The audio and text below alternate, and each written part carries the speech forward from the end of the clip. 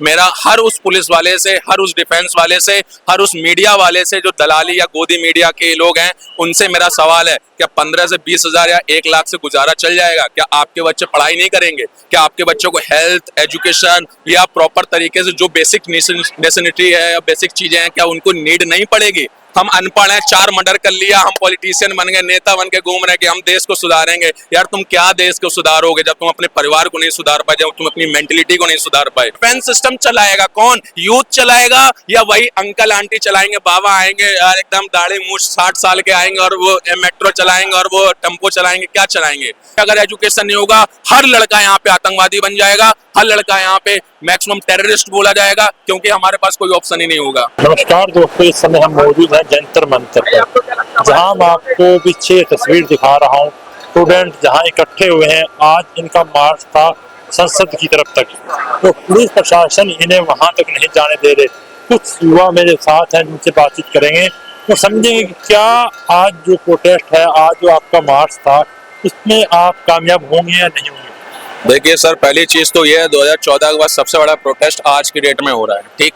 दूसरी चीज, ये प्रोटेस्ट होना कोई गलत बात नहीं है, क्योंकि अगर हमारे ह्यूमन राइट्स को अगर प्रॉपर तरीके से हमको नहीं दिए जा रहे हैं और अगर हम पे भी लोग वायलेशन या चालान वगैरह काटते हैं, तो ये हमारा भी राइट है कि हम भी किसी के अगेंस्ट में आवाज उठाएं, ठीक। हर इंसान सही नहीं होता, हर इंसान गलत नहीं होता, लेकिन अगर गलत किया उसको कबूल करना, और ये जुडिशरी की रिस्पॉन्सिबिलिटीज है। हमारे इंडिया में डेमोक्रेसी नाम की चीज है, जिसमें हम लोगों ने 3 चीजें डिवाइड किया, एक एग्जीक्यूटिव, एक जुडिशरी, एक लेजिस्लेचर, ठीक। अगर लेजिस्लेशन ने लॉ बना दिए हैं तो एग्जीक्यूटिव वो प्रॉपर तरीके से फॉलो करना चाहिए। हमारे एग्जीक्यूटिव में जितने भी डिफेंस, जितने भी पुलिस वाले आज खड़े हुए हैं, मेरा हर उस पुलिस वाले से, हर उस डिफेंस वाले से, हर उस मीडिया वाले से जो दलाली या गोदी मीडिया के लोग हैं, उनसे मेरा सवाल है, क्या 15 से 20 हजार या 1 लाख से गुजारा चल जाएगा? क्या आपके बच्चे पढ़ाई नहीं करेंगे? क्या आपके बच्चों को हेल्थ, एजुकेशन या प्रॉपर तरीके से जो बेसिक नेसेसिटी है या बेसिक चीजें हैं, क्या उनको नीड नहीं पड़ेगी? ठीक। लेकिन अगर मैं बोलूं कि आज की हड़ताल में अगर हम लोग कामयाब नहीं हुए, तो मैं बता रहा हूं आने वाले समय में कोई दोबारा से सोनम वांगचुक नहीं बनेगा, कोई दोबारा से सीजेपी पार्टी नहीं आएगी, क्योंकि आज अगर इतनी हिम्मत दिखा के जो लोग अपना सब कुछ छोड़ के, सोचिए आप, हम जो पढ़ाई कर रहे हैं एक साइंटिस्ट बनने के लिए, पैसा कमाने के लिए, उस मुकाम पे वो पहुंचने के बाद अगर आज हड़ताल पे खड़े हुए हैं, तो यार कोई बेवकूफ नहीं होंगे। उन्होंने देश को इतने साल दिए हैं, कोई दिमाग से पैदल इंसान नहीं होगा यार। अगर आज हम चपरासी की नौकरी कर रहे हैं, 30 हजार कमा रहे हैं, कांस्टेबल बन रहे हैं, हम नेता बन के घूम रहे हैं एकदम सीना तान के, हम अनपढ़ हैं, 4 मर्डर कर लिया, हम पॉलिटिशियन बन गए, नेता बन के घूम रहे हैं कि हम देश को सुधारेंगे। यार तुम क्या देश को सुधारोगे जब तुम अपने परिवार को नहीं सुधार पाए, जब तुम अपनी मेंटेलिटी को नहीं सुधार पाए, ठीक। हम देश को बनाने चले, जापान की जैसे बनाएंगे, चाइना के जैसे बनाएंगे, अमेरिका पे डिफीट करेंगे, अमेरिका से नए नए डिफेंस सिस्टम बनाएंगे। लेकिन मैं बता रहा हूँ, डिफेंस सिस्टम चलाएगा कौन? यूथ चलाएगा या वही अंकल आंटी चलाएंगे? बाबा आएंगे यार एकदम दाढ़ी मूछ 60 साल के आएंगे और वो मेट्रो चलाएंगे और वो टेम्पो चलाएंगे? क्या चलाएंगे? हमारा यूथ, अगर हमको एजुकेशन नहीं मिलेगी, मैं आपको लिख के दे रहा हूं, कोई भी डिफेंस में मिडिल क्लास के अलावा कोई भी नेता का आदमी उस डिफेंस में नहीं है। अगर मिडिल क्लास ये कह दे कि हम अपनी खेती से, फार्मिंग से, डेयरी फार्मिंग से घर गुजारा कर लेंगे, डिफेंस में नहीं जाएंगे। मैं बता रहा हूं, देश के अंदर पाकिस्तान सर पे चढ़ के मूतेगा, चाइना सर पे चढ़ के मूतेगा, और जितनी ये डिफेंस आपको दिख रही है ना, ये डिफेंस कुछ नहीं कर पाएगी, क्योंकि ये सारी डिफेंस आज से 5 साल बाद बूढ़ी हो जाएगी, और उस तैनात जो सीमा है, उस सीमा पे तैनात हम लोग होंगे। लेकिन अगर यहाँ से मोटिवेशन डाउन हो गया स्टूडेंट का, अगर यहाँ से इतना बड़ा प्रोटेस्ट होने के बाद, इतना लाखों इंसान आने के बाद भी अगर हम लोगों की आवाज नहीं सुनाई दी गई, ठीक यार, लोगों ने नहीं सुनी, तो मैं बता रहा हूं आने वाले टाइम में सिर्फ और सिर्फ आपको क्राइम दिखाई देगा। हर वो बच्चा पढ़ेगा ही नहीं, वो कोचिंग जाएगा ही नहीं, वो कोई भी आईआईटी की प्रिपरेशन करेगा ही नहीं, वो साइंटिस्ट बनेगा ही नहीं, क्योंकि जबकि उसको उस चीज में वैल्यू नहीं दी जा रही है। तो अगर मैं आपसे बोलूं, अगर आपको किसी चीज से रिलेटेड वैल्यू ना दी जाए, आपको 6 महीने जॉब पे काम कराया जाए लेकिन एक पैसा ना दिया जाए, क्या दोबारा आप उस जॉब को करने जाओगे? क्या आप दोबारा से उस एम्पायर में बिल्ड करने के लिए अपना योगदान, समय देने के लिए जाओगे? नहीं जाओगे। वही अपने इंडिया में हो रहा है। आज हर इंसान बाहर जा रहा है, क्यों जा रहा है? क्योंकि योगदान उनको नहीं मिल पा रहा है। तो मैं यही बोलूंगा कि आप सभी लोग समर्थक में आइए, आप सभी लोग सपोर्ट करिए। जितने भी लड़कियां जो मुजरा कर रही हैं या जितने भी कंटेंट बना रहे हैं, अगर उन्होंने अपने कंटेंट कॉमेडी से लेके, गेम से लेके, या पोगो या कुछ 3D कार्टून से लेके अगर थोड़ा सा फ्री हो गए हो और अपने फ्यूचर की थोड़ी सी, अपने बच्चे के फ्यूचर की टेंशन है, तो मैं चाहूंगा हर पर्सन इस प्रोटेस्ट को प्रमोट करे, जो भी वीडियो जो भी चीज आ रहे हैं, जो भाई आ रहे हैं, इनके जो भी चैनल्स हैं, क्योंकि यहाँ पे लाखों लोग बेवकूफ नहीं है।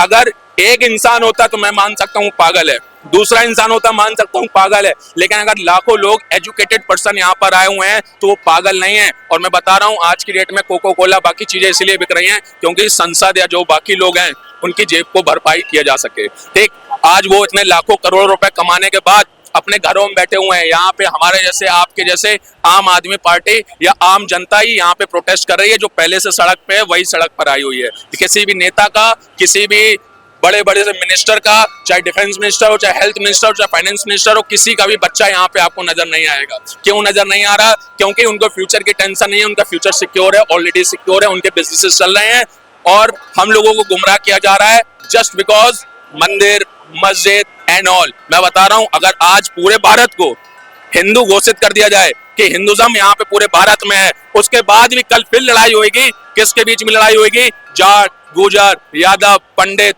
ठीक, तो एजुकेशन इज मोस्ट इंपॉर्टेंट, क्योंकि अगर एजुकेशन नहीं होगा हर लड़का यहाँ पे आतंकवादी बन जाएगा, हर लड़का यहाँ पे मैक्सिमम टेररिस्ट बोला जाएगा, क्योंकि हमारे पास कोई ऑप्शन ही नहीं होगा।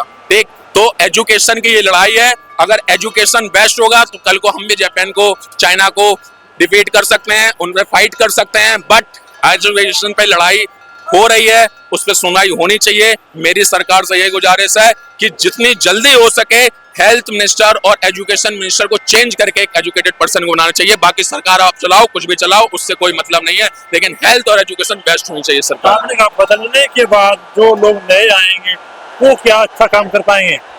देखिए, अगर कोई एजुकेटेड पर्सन आएगा तो अच्छा काम करेगा। और मैं बता रहा हूँ जैसे हमारे लिए स्ट्रिक्ट रूल्स है तो उनके लिए भी स्ट्रिक्ट रूल्स होने चाहिए, बस बात खत्म। अगर हम चालान नहीं, अगर हम कोई ट्रैफिक रूल तोड़ते हैं और हमको चालान भरना पड़ता है, तो अगर कोई भी पॉलिटिशियन अगर रूल्स को ब्रेक कर रहा है या उसको फॉलो नहीं कर रहा है तो उसके लिए भी उस पर सजा होनी चाहिए। तो सजा घोषित करिए, पॉलिटिशियन के लिए सजा घोषित करिए, हर किसी के लिए सजा घोषित करिए, हर किसी के लिए रूल्स एंड रेगुलेशन एक होना चाहिए, आम आदमी के लिए नहीं होना चाहिए।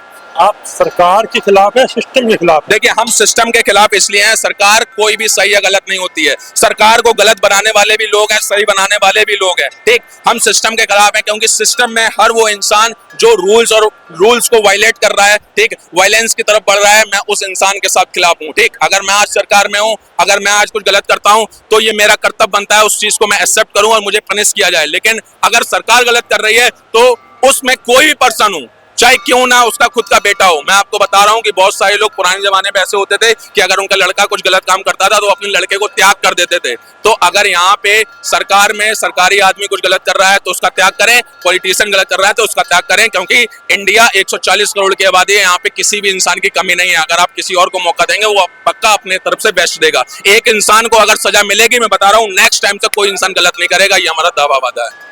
ठीक, लेकिन उससे पहले कदम तो उठाना पड़ेगा ना सरकार को। सरकार अकाउंटेबिलिटी होनी चाहिए। देखिए, अगर आप कोई चीज कर रहे हैं, अगर आप उसकी अकाउंटेबिलिटी नहीं लेते हैं तो आपका वहां होना बेकार है। अगर आज मैं किसी आईटी सेक्टर में जाऊं और मैं मैनेजर बनूं तो इट्स माय अकाउंटेबिलिटी कि मैं उस चीज में प्रॉपर परफॉर्म करूं। ठीक, अगर कोई लीडर बनाया गया, लीडर को इसलिए बनाया गया ताकि वो पूरे देश को लीड कर सके, तो ये अकाउंटेबिलिटी उसकी बनती है कि कोई भी चीज में घोटाला नहीं होना चाहिए। अगर घोटाला हुआ है, चाहे किसी भी पर्सन ने किया है, लेकिन वही जिम्मेदार होगा जो उसको लीडर होगा, जो उसको लीड कर रहा होगा। यही हमारी गुजारिश है और बाकी देखते हैं क्या होता है।